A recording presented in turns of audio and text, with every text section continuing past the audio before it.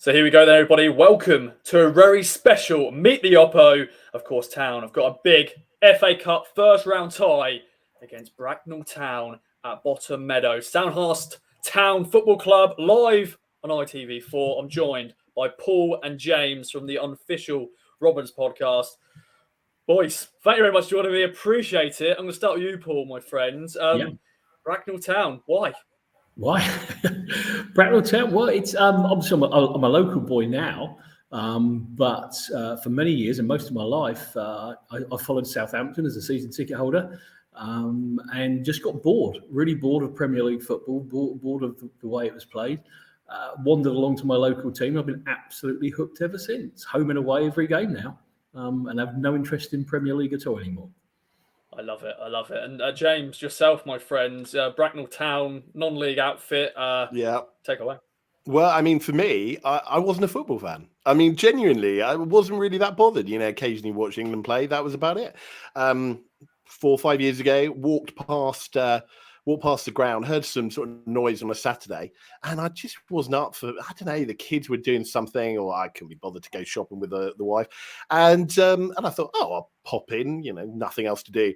And within 3-4 minutes, I had a sort of drink at the bar. Then I met Paul, then I met other people, and started watching the football. And within 5 minutes, it was like, I get this. When people talk about their club, I get this. And then I went again and again, and suddenly I was kind of getting a car going all around the country. It's just the best thing. And particularly with non-league, it's actually the football comes second, in all honesty. It's about the atmosphere, the fun, the fact that so many people are from different backgrounds, but it doesn't matter because you've all got that one thing in common. And it's just a fantastic family atmosphere at Bracknell. And wherever we go, really, non-league wise as well, you just meet some awesome people, and there's great banter and great fun. So that's how I got into it. I love that story. Yeah, it is sometimes just second football. It's more about the community side of it, what's happening before, what's happening after. It is David versus Goliath, this tie, live on ITV4, boys.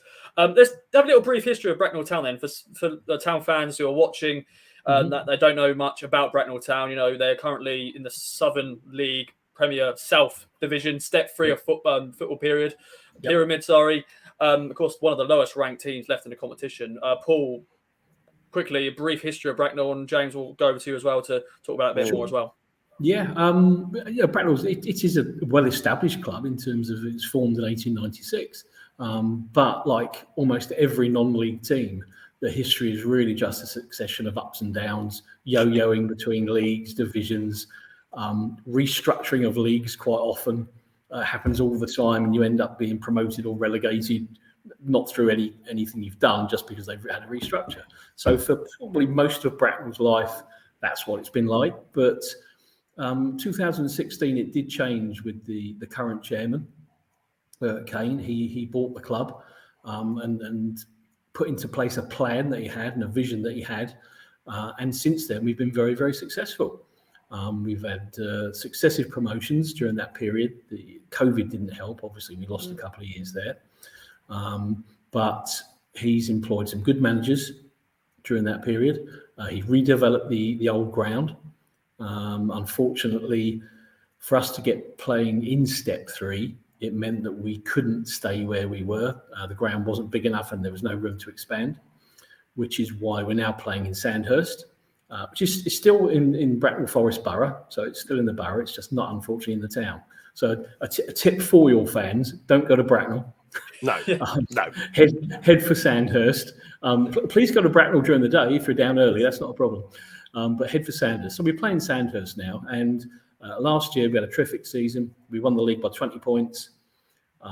We conceded 10 goals in the whole year. Which is pretty good going. Best defensive records in Europe, apparently. Yeah. Good stat. Good stat. I like that. Yeah. And we've moved up a league now, and it's been a fairly decent start for us. Yeah, James, I'll actually bring you in now. Sorry, Paul. Bring James in now. Let's talk about this season so far. League now. We'll do the FA Cup run so far. Sure. Of course, first season in the Southern League Premier South. How's it been going so far? Yeah, I mean, we're currently mid-table at the moment. I mean, a few ups and downs, but we've got many games in hand because we're still in the FA Trophy and obviously still in the FA Cup. So, but yeah, we've had some very good results. A little bit of a change. We lost our manager, Bobby Wilkinson. He went off to Weymouth, so the league above, and now obviously got the new management team. But that's been quite seamless, actually. I think because they're so linked to the club before, and they were at our the other club very close to Bracknell, a small sort of part of Bracknell called Binfield. They were there before, so it's still very much linked to the club. So yeah, it's been a good season so far, and there's nobody as yet that I would say we really don't want to play. Yes, Truro that madly playing Plymouth. Truro seem like they're very much kind of racing ahead at the moment. But it's quite a competitive, and it's a big step up. I mean, that's one thing we definitely have noticed, that it's been a very big step up. But the fitness of our players is extremely good. And of course, what one's got to remember is these players have got jobs. They literally are sort of working during the day, then going to training, then I mean, one of our midfielders, he said to me, he said I can't stand it when some of these Premiership players go and say, they're not rested. These poor players, it's such a heavy load over the Christmas period or whatever. And he was like, I've been putting up fences all day. So it's a very different world. But yeah, they take their fitness very seriously, and they're extremely good players. They really are. I think also, James. So just talking about the league so far, we've not actually come up against anyone that we felt has outplayed us really. We've lost two games so far this season in all competitions, which isn't bad going. That does include some cup games, but with our games in hand in the league, we could end up fourth quite easily currently. So it's a step up, but we're doing well, I think.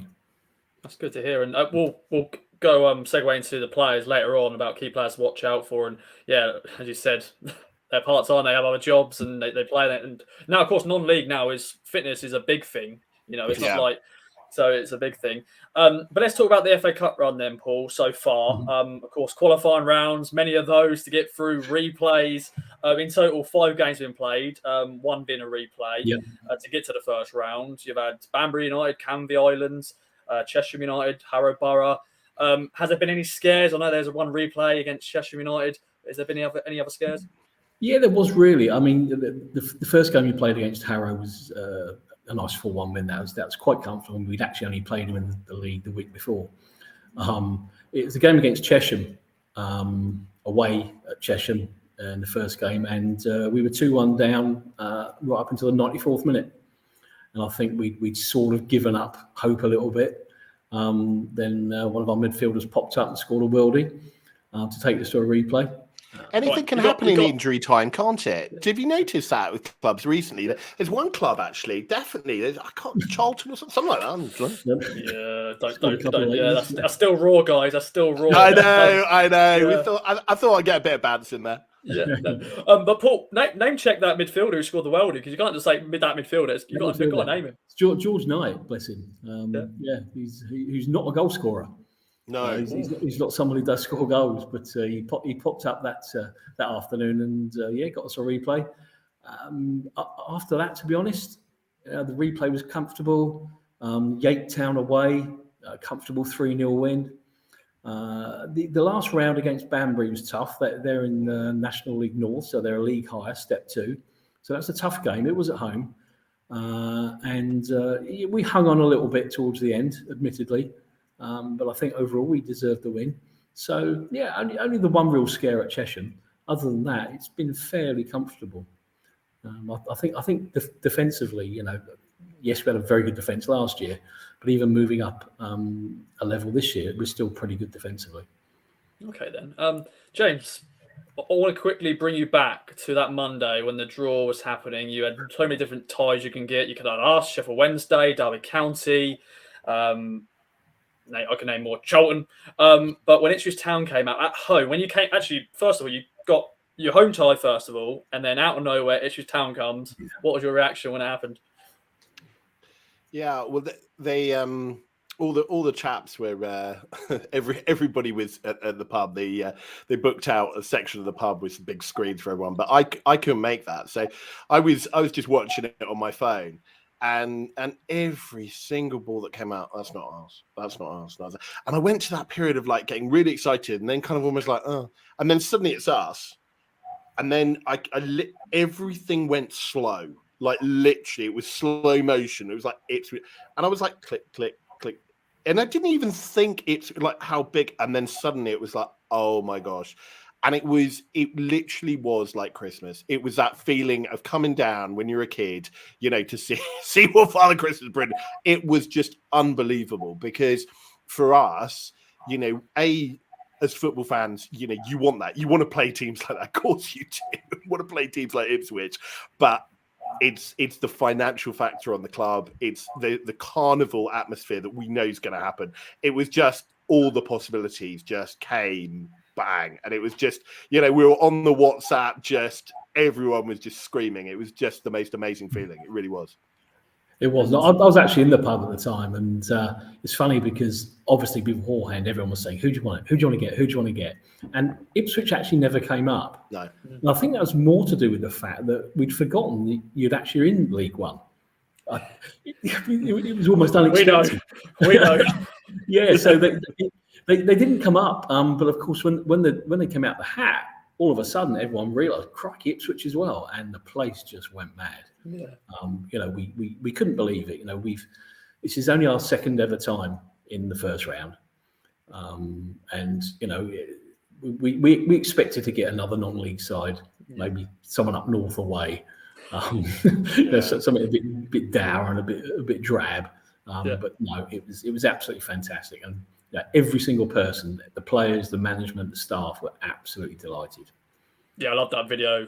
Someone shared it. Great scenes. There's a few other non-league clubs. They got lucky as well with other good draws. I know Charlton have got Colville, so that's another good tie. Because you always sadly see non-league versus non-league or non-league versus national league, team. But to them actually play a league club, it's just unbelievable. And as you said, it's going to be a carnival, atmosphere because it's going to be TV, cameras everywhere. It's going to be a packed stadium. Town fans are going to be there as well, packing up. I think we've got 300 plus tickets.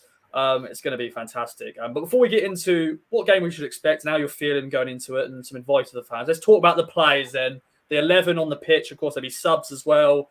You mentioned one of the Weldy goal scorers, of course. But James, Paul, sort of key players we should look out for and any other nuggets as well.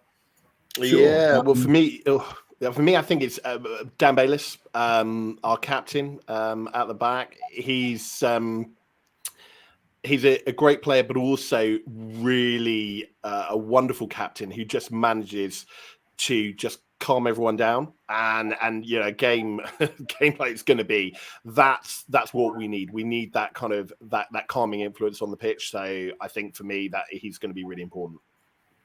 Yeah, absolutely. But I think up front, Jordan Esprit.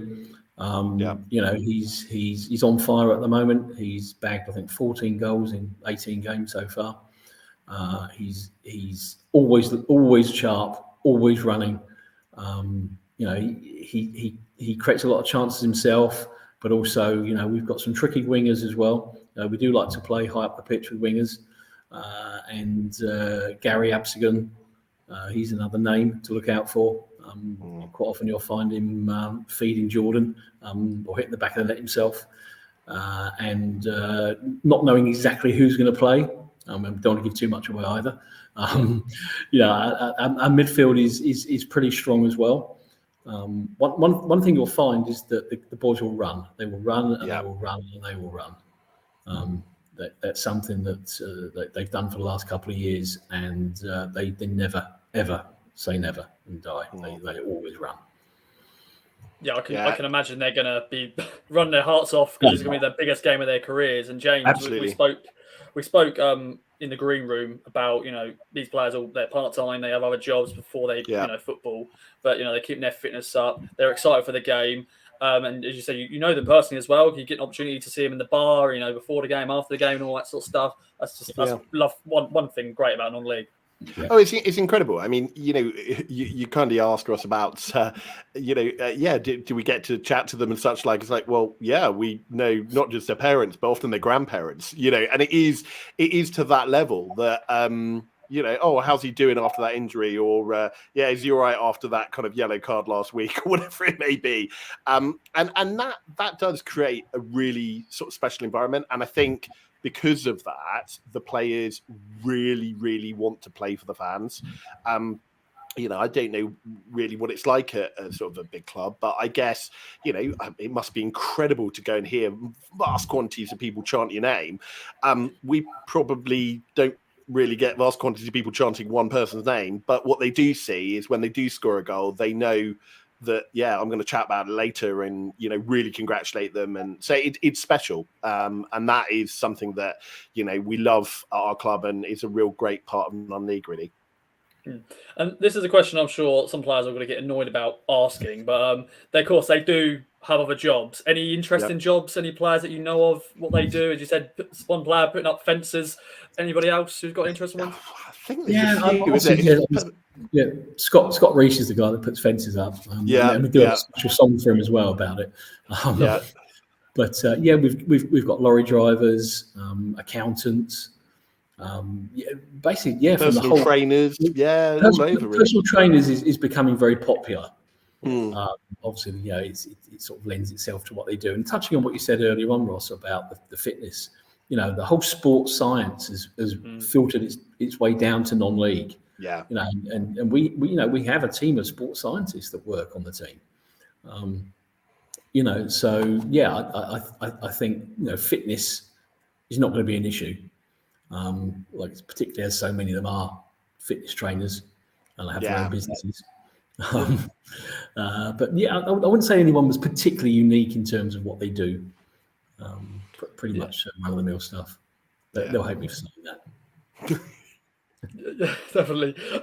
And James, of course, some of these may have been at an academy at some stage as well. A lot of players who planned on league were at academy. Unfortunately, got released at a young age. Is there any players that you know of that were in academy somewhere? I think you're spotted. Sorry. I'm just thinking. I mean, there are. There's quite a few players that have played in the US through the college system there. I mean, one sort of route into non-league is to go to one of the universities that have got top first teams, and then at that point, then do postgraduate qualifications in the States and get sponsored to play soccer, as it's obviously called there. Yeah. And we've got a couple of players that have done that, including one of them that's now gone to Dorking. So that's quite a route that's being done. And in fact, at Bracknell, we actually have an academy program.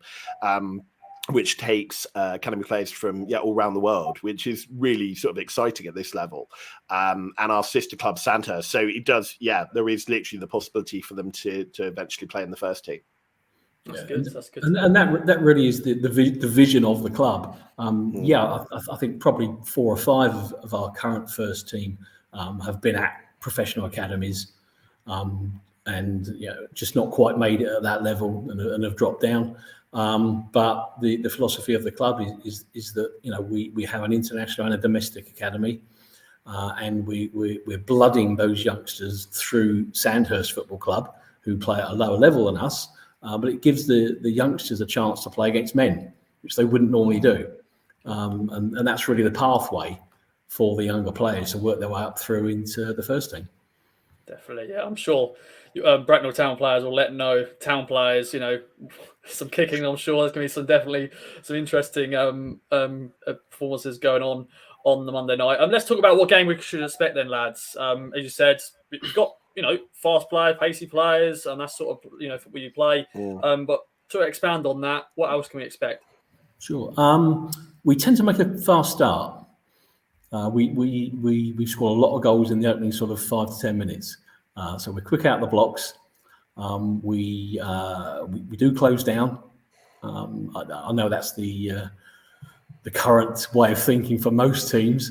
But yeah, we do close down. We, like I said earlier, we will run and run. We like to play it in the channels. And we like to get the balls in the box as quickly as possible. You know, the midfield is pretty strong. I think the back four in particular is very strong. The fullbacks like to get forward. I think, and I know it's a bit of a cliche, but I think Ipswich will have to earn the right to really to show their class at the end of the day. They'll have to make sure they match us for effort first of all, before the class shows. Yeah, absolutely.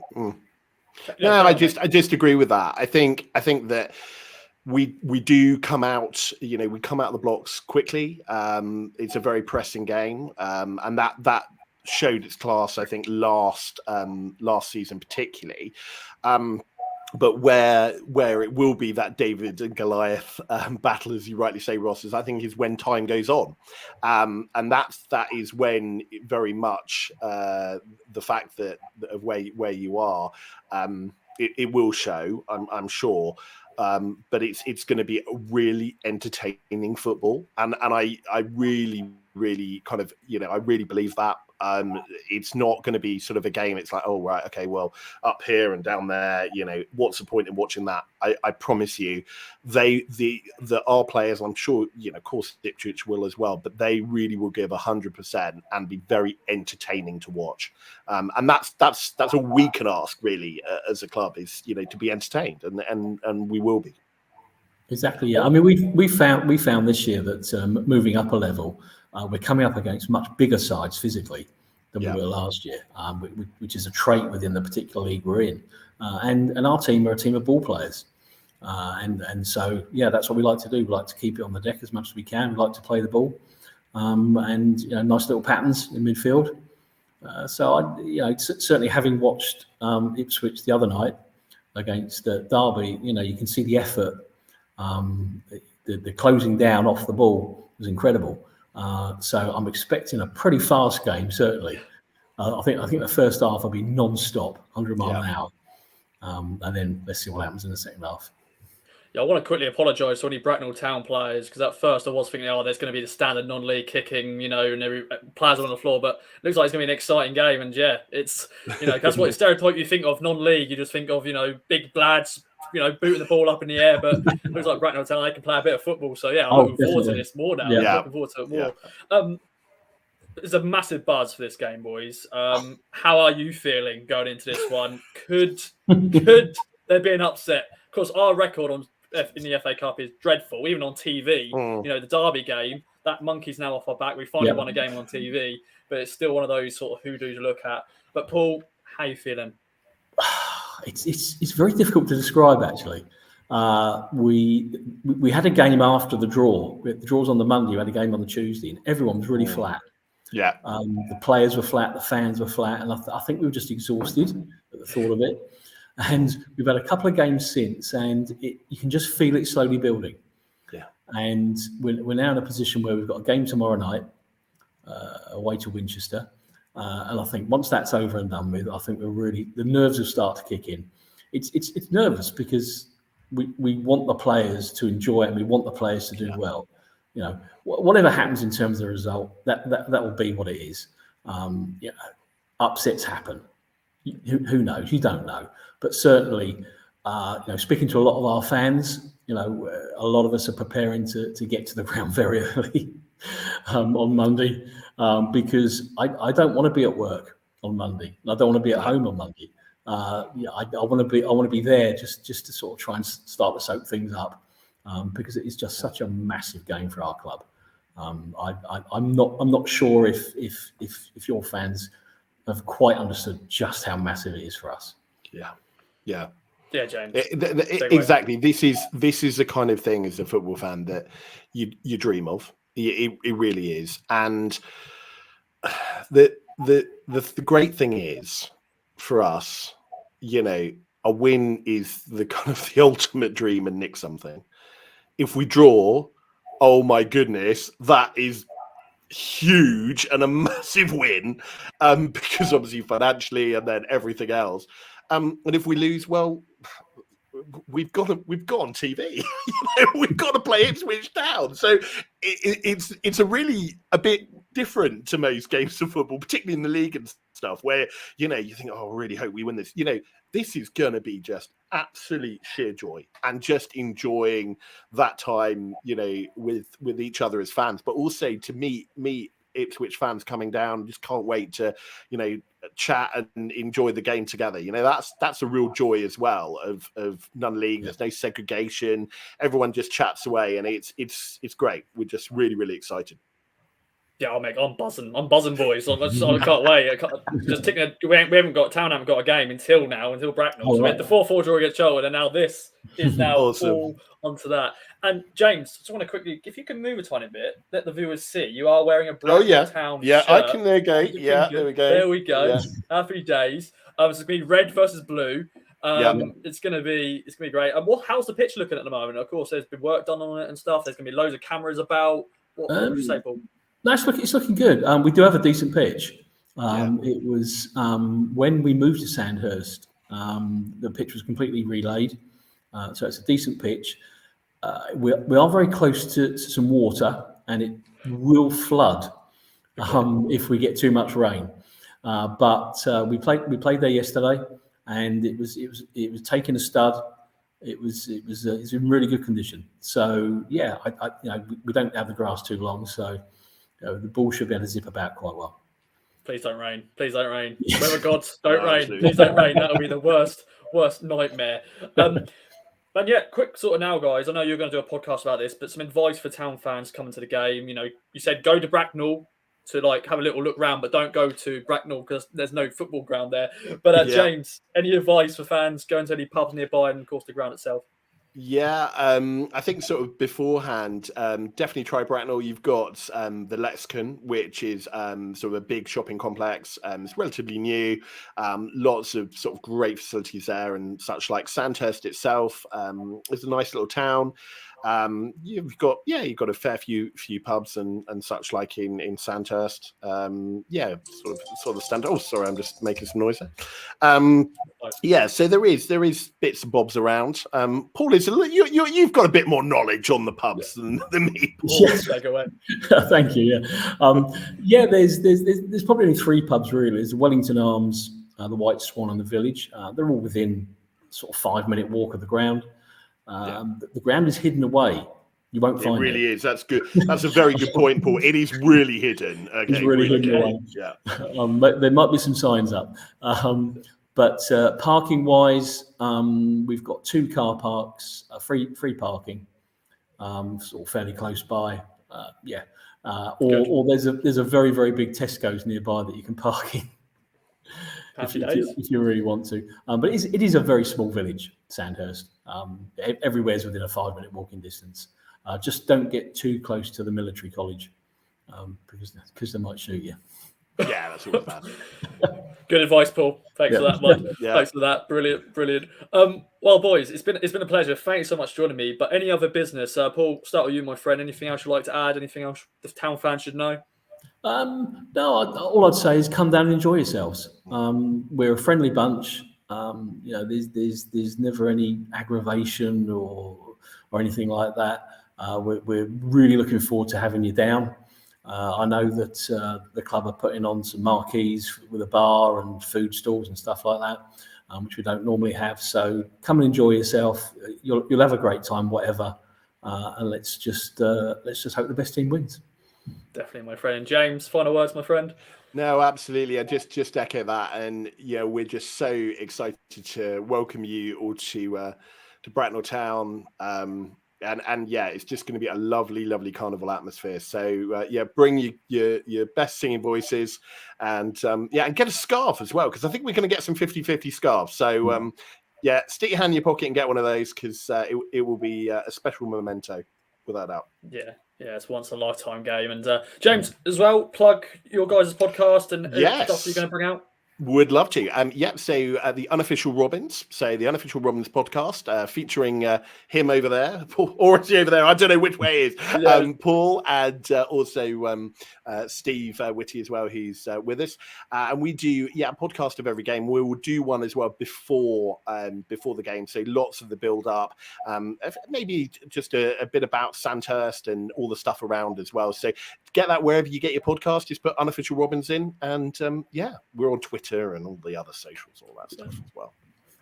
I like it, boys. Well, I look forward to meeting you in person, because I'm sure I'll have to make sure that low and get you involved. Absolutely. With stuff with them as well. That'd be brilliant. Well, James, Paul, thanks for joining me. Thanks everyone for watching. Hope you got a lot of great insight from both of James and Paul. And bring on Monday. Yes. Let's go. Absolutely. Thanks for having us. Thanks so much for having us. It'd be great. Cheers, Ross.